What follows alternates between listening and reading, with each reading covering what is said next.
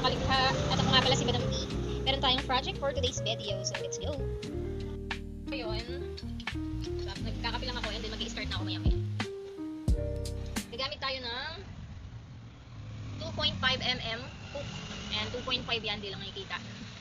At gagamit din ako ng Monaco Mercerized Cotton 5-ply.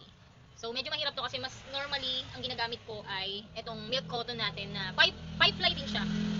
Same silang 5-ply pero syempre mercerized cotton to tsaka manipis to compare dito.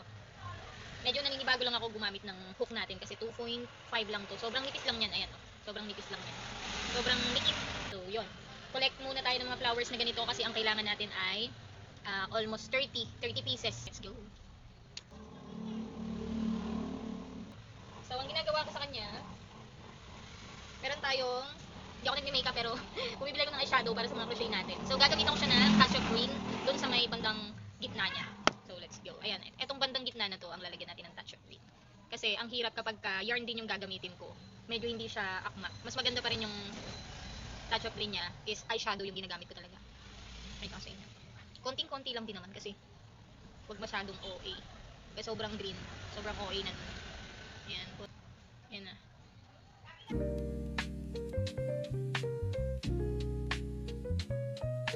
Tapos ko lang dito sa mga flowers na ginawa natin. So, 12 pieces muna yung ginawa ko. And then 12 dito.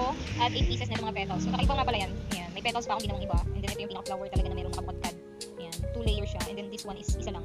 So, ayan. Mixed flower yan ng sampagita. Tapos na ako. Kakatapos ko lang gumawa. So, yan. Petals and flowers lang muna yung ginawa ko kasi wala pa yung ibang materials natin na gagawin dun sa bucket hat. So, parating pa lang siya. By next week ko siguro siya may i-upload ulit kung ano yung pinaka-final look ng ating ginagawa. So, yun lang. Hanggang dito na lang ulit. Bye!